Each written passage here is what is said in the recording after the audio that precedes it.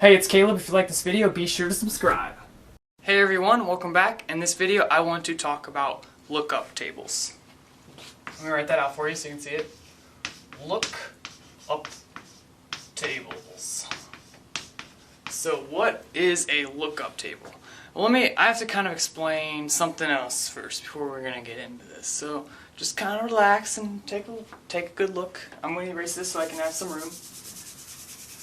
So let's say we have a membership table or membership database, and we have a user table or members table, and within that we have like a membership status, okay? And let's say there's like 10 options, I guess.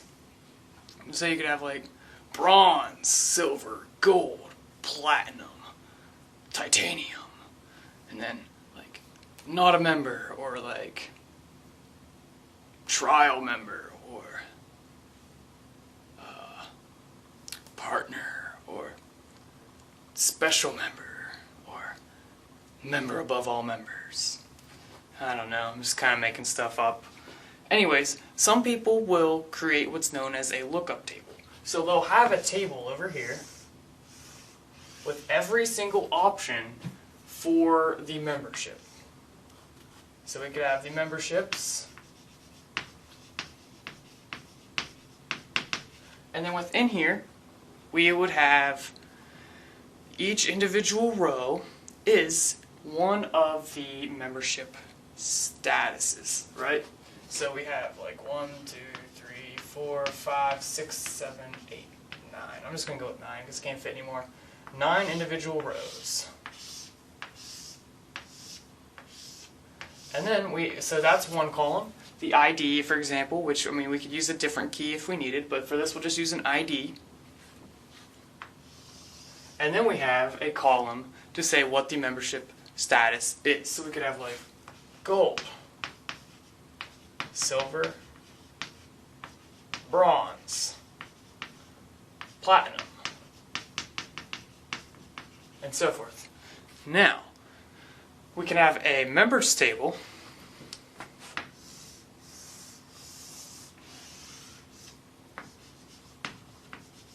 and then a column within this member table can reference the key of the membership. So remember, like 1 or 2 videos ago I talked about how keys make connections between tables? Well, this is how that's done. Here's an example of a connection using a key.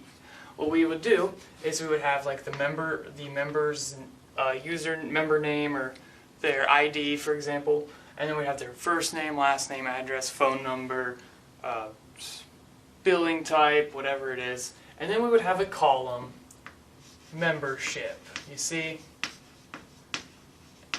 And within here, let's just say, for example, we didn't have this table. This was gone. We just had this member table. Well, when we have 6,000 rows within here, the membership type would get repeated lots and lots of times. We would have like gold, gold, gold, gold, bronze, platinum, platinum, platinum, bronze, gold, platinum, bronze, and go on for all of the rows.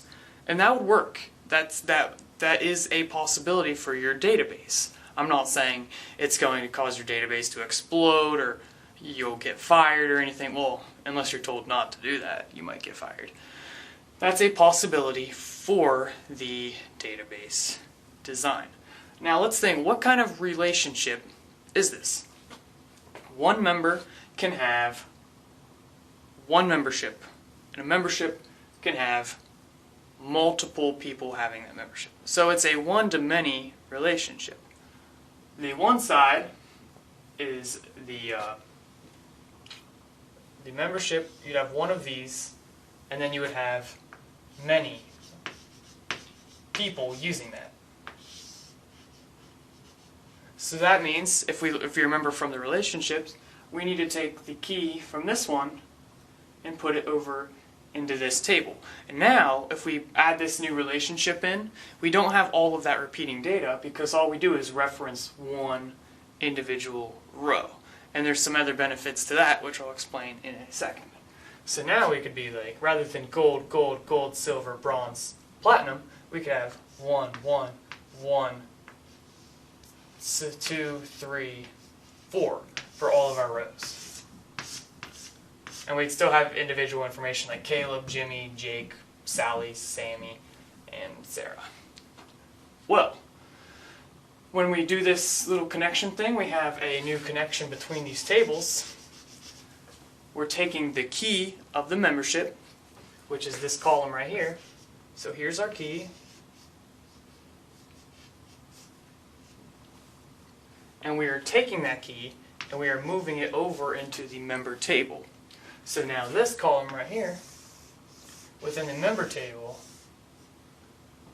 points back to the key of the membership table. This is known as a foreign key. Now, this will help protect the integrity of our database. That's because there's only 9 possibilities for the membership, and if someone puts something else, we could flag an error. The other thing is we can have it to where it will not accept an empty value. And then, if for some reason we decide to change our, like let's say we wanted to change silver to like, I don't know, diamond, well then we could change it here. And because this value is not over here, it's only a reference, it will automatically figure it out because you see the key never changed. The key is still 1. So 1 still points using 1. So this connection is still here. The value, oh I'm sorry, I guess it should have been 2. Whatever. You get my point though. We can change the name of gold. We can make it epic if you want an epic membership. Well now, we didn't have to change 6,000 rows within our member table. We only had to change 1 row within our membership table, and all these connections stay the same. So the IDs help create better connections between tables, requiring less maintenance for our database, and it also protects our integrity because we don't have to worry about incorrect values within the membership because it's all connected back to the membership table, which we change from here. So when we update Epic, it updates every single instance of Epic within our entire database, or it gives us an error or something. We can set it using what's known as foreign key constraints. Foreign key constraint.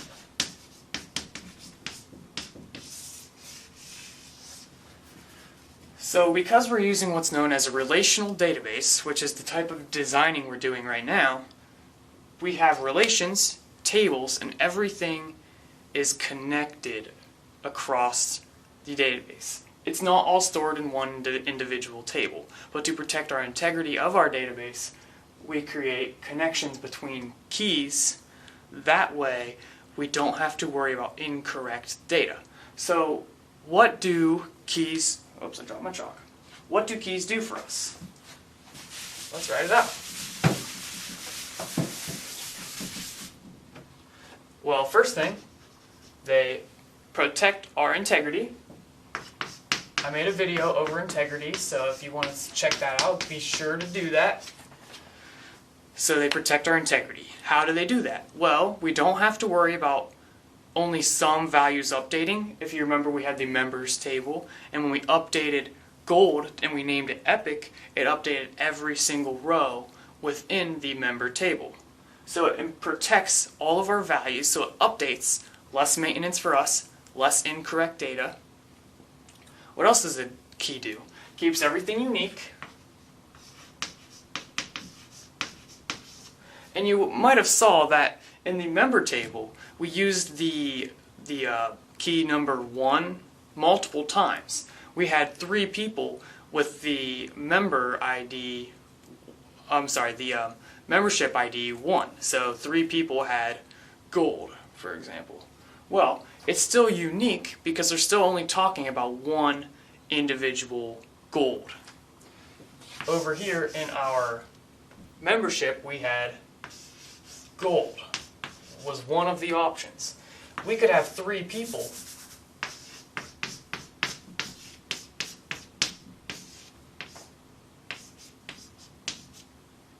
Alright, you see? Oh, forgot our arms.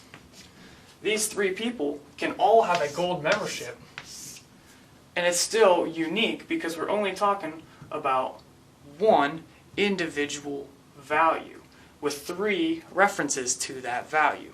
If we got rid of these foreign keys and we just had to say what membership status they had, well, now this guy's going to be gold, this guy's going to be gold, this gal is going to be gold. So now we have 1, 2, 3 times. That gets rid of the uniqueness from the key. So it protects our uniqueness. It improves our speed. So basically improves functionality of our database.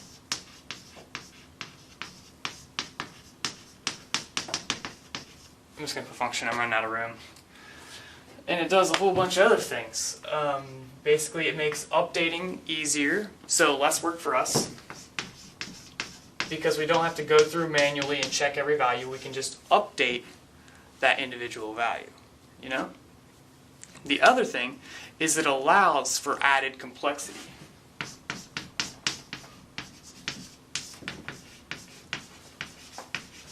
This is a long one. Oh, my hand's getting tired. Oh, okay. I doubt you can even see all that. Okay, so here's just some examples. I'll show you how we could say it allows for added complexity.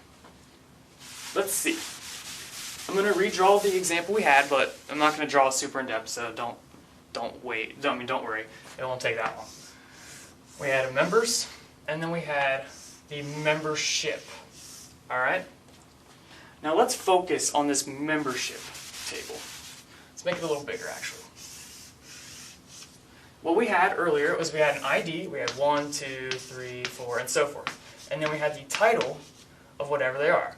So if you wanted to draw this better, you could put the column headers, so we could have like ID, and then we could say name of the membership.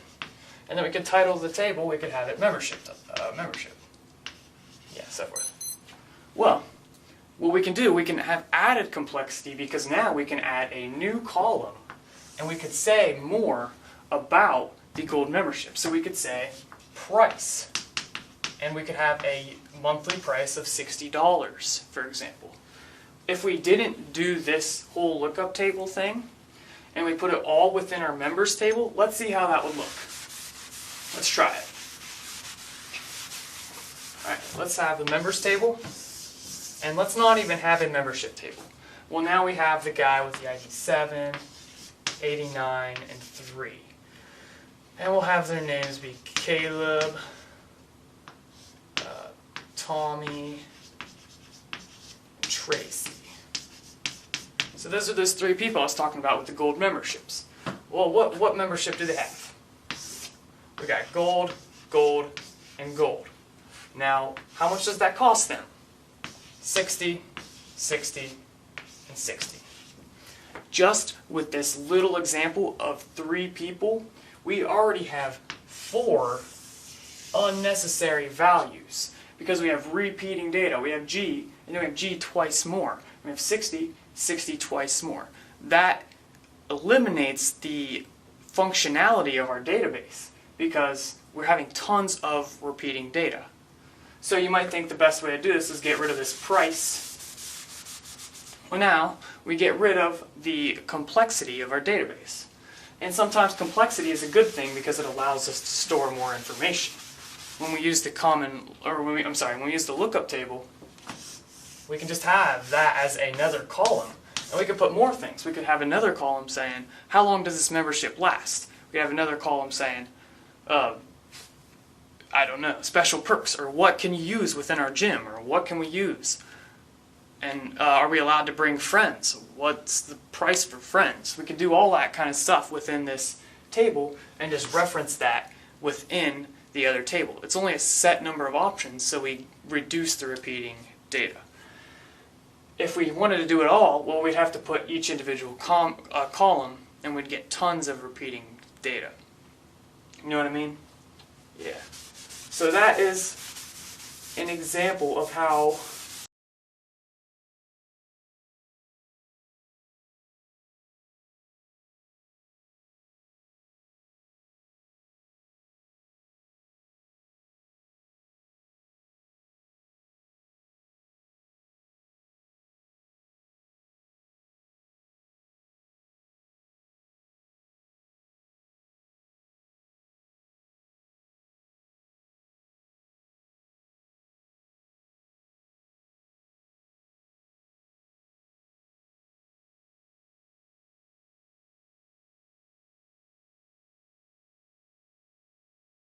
because that would take forever. So that's very common. It's common for things with a set number of options. So like membership type, there's only so many options you can have. States sometimes. Sometimes people do it for sex, male or female. Some people do it for, I can't think of anything else right off the top of my head. But anytime there's a set number of options, they will often put a lookup table with the ID, the name of that option, or what that option is, like gold, silver, bronze, or male, female, or California, all the other states, Wyoming, Texas, Russia. I'm kidding.